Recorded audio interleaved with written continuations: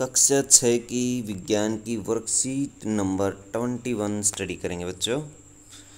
तो बच्चों ये वर्कशीट विद्युत से संबंधित है और विद्युत के बारे में थोड़ा सा हम जानेंगे। एक सार का मतलब इसका थोड़ा सा इसमें इसके बारे में दिया हुआ है, इस लेसन के बारे में। तो देखिए, किसी विद्युत तार या परिपथ में उपस्थित विद्युत चार्ज या करंट के भाव को विद्युत कहा जाता है। विद्युत आवेश के प्रभाव को क्या कहा जाता है? विद्युत कहा जाता है। विद्युत परिपथ में कई अवयव उपयोग होते हैं और हर किसी का अपना एक चिन्ह होता है। इसमें बहुत सारे अवयव होते हैं और हर अवयव का कोई न कोई चिन्ह होता है। तो जैसे हम देखते हैं इस सारणी के अंदर बच्चों कुछ चिन्ह दिए गए हैं। जैसे तार के चिन्ह के लिए सीधी लाइन प्रयोग की जाती है। स्विच ऑन की स्थिति में इस तरह की लाइन प्रयोग की जाती है, ऑन की स्थिति में।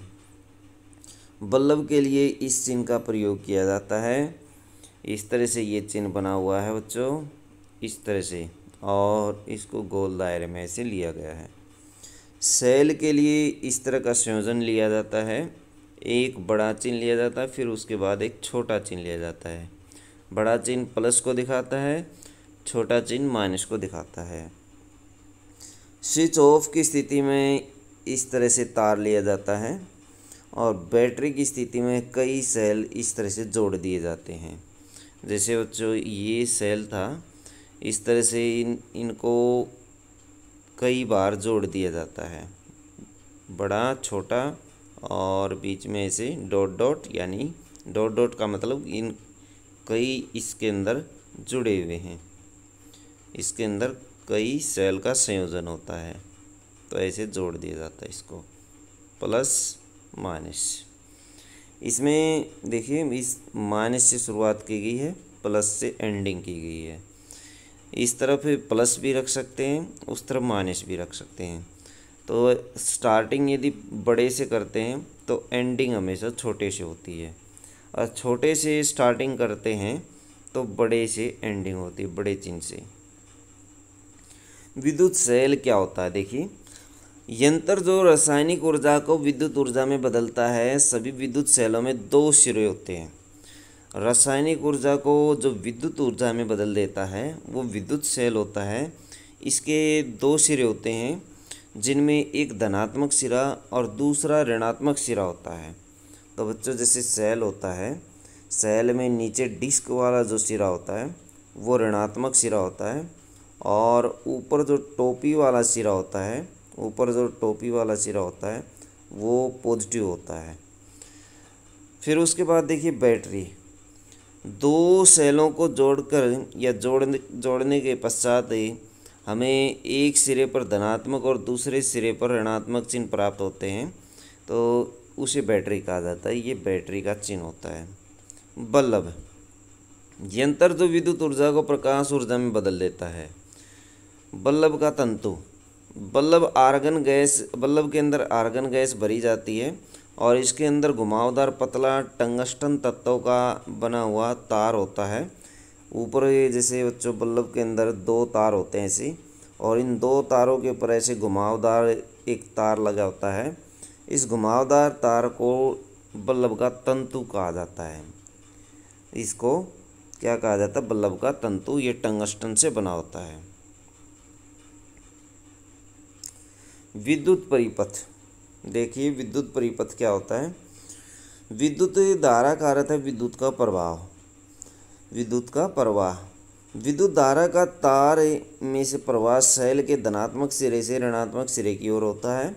विद्युत परिपथ दो टर्मिनलों के बीच विद्युत धारा के संपूर्ण पथ को दर्शाता है। विद्युत स्विच क्या होता है? एक सरल युक्ति है जो विद्युत परिपथ को जोड़ या तोड़ सकती है। विद्युत चालक वह पदार्थ जो अपने अंदर से विद्युत धारा को प्रवाहित होने दे। विद्युत रोधक वह पदार्थ जो अपने अंदर से विद्युत धारा को प्रवाहित नहीं होने देता, उसे विद्युत रोधक कहा जाता है।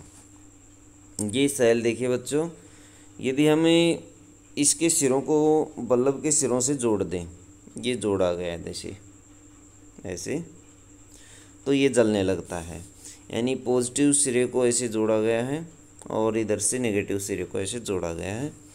विद्युत चालक, विद्युत चालक के कुछ एग्जाम्पल दिए गए हैं, चांदी, सोना, तांबा, स्टील और समुद्री पानी।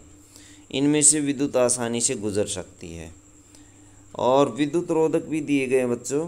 विद्युत रोधक देख सकते हैं नीचे, रबड़ है बच्चों, प्लास्टिक, तेल, हीरा, सूखी लकड़ी, इनमें से विद्युत नहीं गुजर सकती।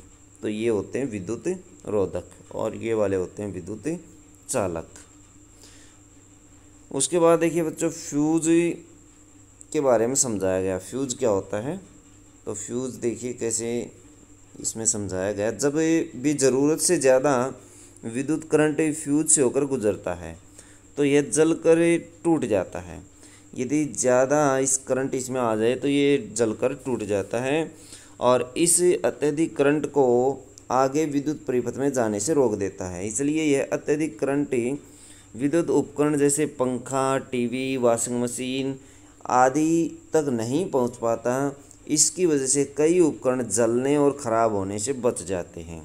बड़े उपकरण जो हैं जैसे टीवी, पंखा, फ्रिज, वॉशिंग मशीन, प्रेस, इस तरह की चीज़ें हैं, ये जलने से या ख़राब होने से बच जाते हैं। किसकी वजह से? फ्यूज़ की वजह से।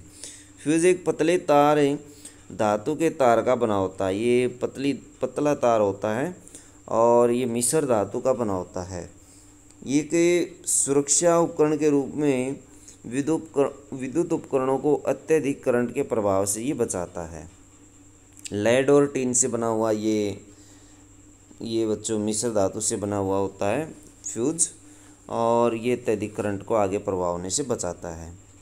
एक फ्यूज बल्ब का मतलब है बल्ब के तंतु खंडित हो जाना। बल्ब का जो तंतु था बच्चों, जो घुमावदार तंतु था ऐसे, जो दो सिरों के ऊपर दो मोटे तारों के ऊपर लगा हुआ था, ये वाला तंतु, तो वो अगर खंडित हो गया तो इसका मतलब है कि बल्ब फ्यूज हो गया है। बल्ब का तंतु खंडित होने के कारण विद्युत सेल के टर्मिनलों के बीच विद्युत धारा का परिपथ टूट जाता है। इसलिए फ्यूज बल्ब के तंतु से विद्युत धारा प्रवाहित न होने के कारण ये दीप्तिमान नहीं हो पाता, यानी ये प्रकाश नहीं देता बच्चों। तो ये था बच्चों फ्यूज के बारे में। तो बच्चों ये थी आपकी साइंस की वर्कशीट। वीडियो अच्छी लगी तो लाइक करें, हमारे चैनल को सब्सक्राइब करें।